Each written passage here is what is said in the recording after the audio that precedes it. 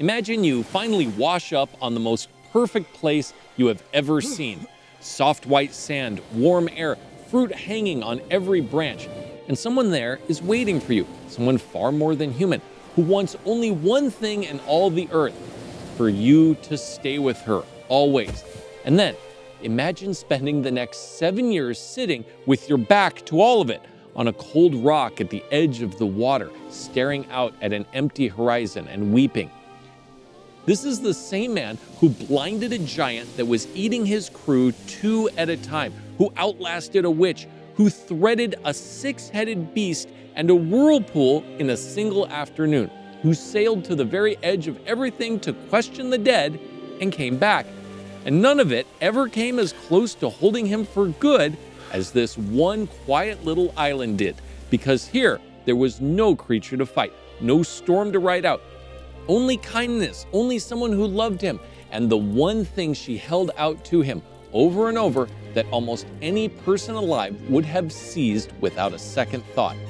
This is the trap nobody ever warns you about, the kind with no walls, no chains, no teeth, the most dangerous thing this man faced in 20 years of war and wandering wasn't trying to end him, it was trying to make him happy.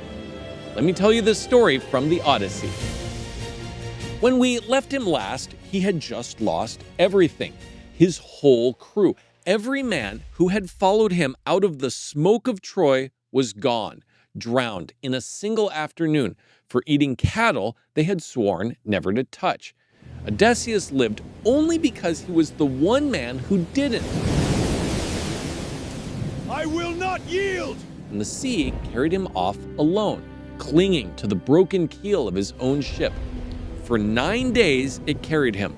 No food, no water, no land, just one man in the open sea. On the 10th day, it set him down on an island. What an island! Years later, even a god passing through would stop and stare at it. There was a wide cave hung with grapevines and a fire of split cedar and juniper that filled the whole island with sweet smoke. 4 clear springs ran out in 4 directions, through soft meadows of violet and wild parsley. Birds nested in the trees. It was, by any measure, paradise. And it belonged to a goddess named Calypso, the daughter of a Titan, living alone at the still center of the sea.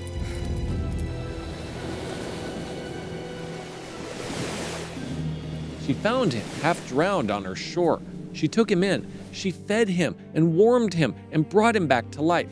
And somewhere in all of that, she fell in love with him.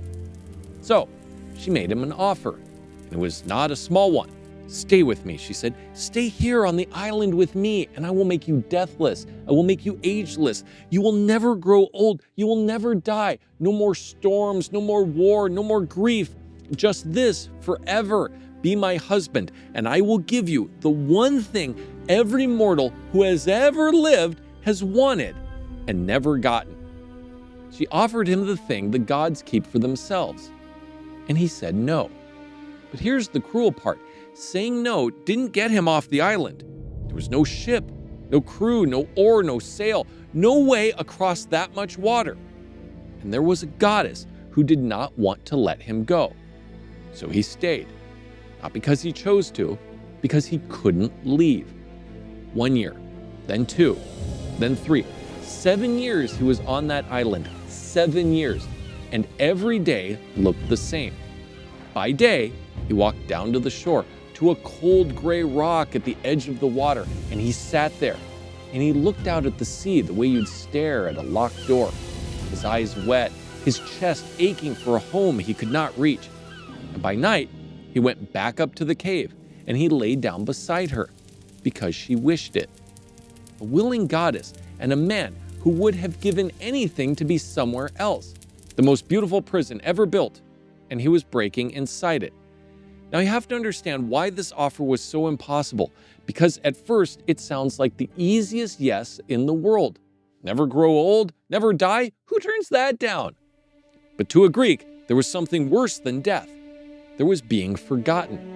They lived and died for one thing: kleos, a name, a story that outlasts you, that people still speak after you're gone. To a Greek, You only truly die when the last person stops telling your tale. And here's the dark poetry in it. The goddess's name, Calypso, comes from a word that means to cover, to conceal, to hide. To say yes to her was to be hidden from the world forever. Alive, yes, but erased. No home, no name, no story. Just a man on an island no map remembers, slowly fading out of every memory on Earth but hers. She wasn't offering him eternity.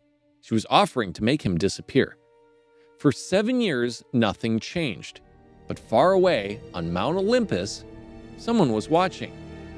Athena, the gray-eyed goddess who had looked out for Odysseus his whole life, finally stood up in the council of the gods and spoke for him. Father, I petition you to show mercy to Odysseus. And she chose her moment well, because the one god who truly hated Odysseus, the sea god Poseidon, was away, feasting at the far edge of the world. So Zeus, the king of the gods, agreed. It was time.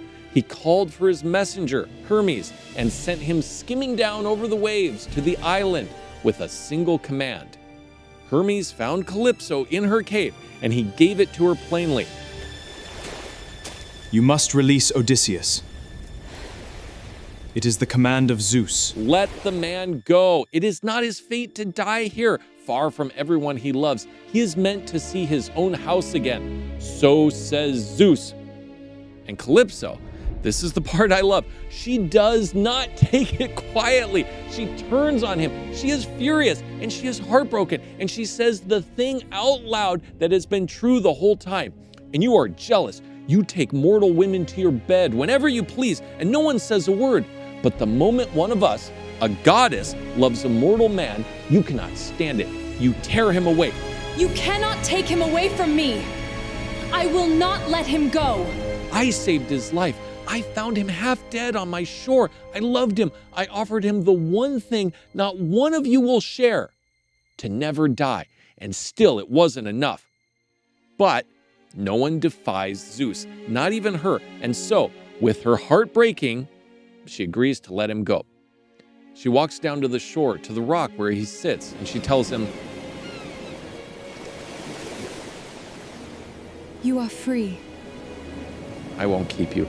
I'll help you build a raft and I'll send you home. Now, he doesn't believe her. After 7 years, he's certain it's a trick. So he makes her swear, a great oath, the kind that binds even gods, that she means no harm to him. He swears it, and that night, they go back up to the cave for one last supper together. And over the meal, she asks him the question, the real one. Why? She says, I'm offering you eternal youth, a life with no death in it. Stay, and you will never age a day. And look at me, I am a goddess. Your wife is a mortal woman. No mortal woman can stand beside one of us in face or in form. So tell me, why her? And his answer is the most human thing anyone says in this whole story. He doesn't lie to her. He doesn't flatter her. He just tells her the truth. I know, he says. I know my wife is mortal. I know she'll grow old and gray, and that one day she will die. I know that next to you, she has nothing to look at. And even so, every single day, all I want is to go home to her. He looked at a goddess in the eyes, with eternity sitting on the table between them, and he chose the woman who was going to grow old and die. Stop and sit with what he just did. A goddess offered him the one thing not one of us will ever get, to never grow old and to never die. And he says, no thanks, I'd rather go home and be with my dying wife. If that lands with you, you're exactly where you should be. Subscribe, because this is the choice the whole voyage has been quietly building to. He would rather have a handful of hard years that hurt and end than an eternity that never could. The next morning, she kept her word. She handed him a great bronze axe and a smaller one for shaping, and she walked out to the far end of the island where the tallest trees grew. And after 7 years of being kept, of being given everything and allowed nothing, he picked up that axe and went to work with his own 2 hands. He felled 20 trees. He trimmed them and squared them and pegged them together tight and true. He raised a mast He cut a steering oar. She wove him a sail, and he hung it. 4 days of work, dawn to dark. On the 5th day, she bathed him and dressed him in clean clothes and loaded the raft with bread and wine and water. Then she breathed a warm, gentle wind into his sail and stood on the shore and watched him go. And he sailed, alone, for 17 days and 17 nights. He steered by the stars she had taught him, always keeping the Great Bear on his left side, and he never once let his eyes close. First man in 7 years to choose the open, dangerous sea over a safe forever. On the 18th day, the shadowy hills of a far coast finally rose up out of the water ahead of him. He had almost made it. And that's when the sea god came home. Poseidon, on his way back from the edge of the world, looked down and saw Odysseus on his little raft almost to shore, and all his old hatred came roaring back. So the others let him go the moment my back was turned? Fine, he is not home yet. He stirred the whole sea like a pot, gathered every wind at once, and slammed them down on a single man. The sky went black in the middle of the day, and a wave like a mountain rose up over the raft and brought it down to splinters. Odysseus was thrown deep under the churning water. The very clothes she had given him were dragging him down. He clawed back up, gasping and grabbing a single beam of his broken raft, and held on, alone, in an open sea, again. He gave up forever to go home, and it nearly drowned him in sight of land. Now, look at what this man turned down. Not a curse, not a trick, the real thing, to never grow old, to never die.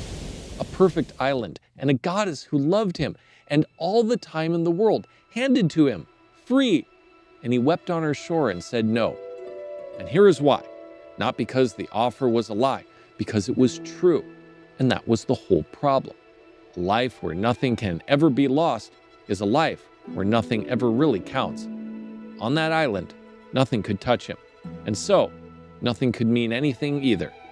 He would rather go old and ache and lose the people he loved and finally die, as long as it was his life, his people, his home, than live forever as a man the world had been made to forget. He chose to be mortal, which is another way of saying he chose to be human. And so, he held on to one broken plank in a sea with no edges, the salt stinging his eyes, no island behind him, and no shore yet beneath him. And for the first time in 7 years, soaked and battered and completely alone, he was exactly where he wanted to be. If you know someone who walked away from the easy, shiny thing to go back to what was real, share this video with them. And right now on your screen is the whole saga, every chapter in one place. One of my favorites comes next, and it's a quiet one. After 20 years away, somebody was still waiting by the gate for him, old, half blind, lying in the dirt. Start from the beginning or keep going from here. Click it right now, and I'll see you in the next story.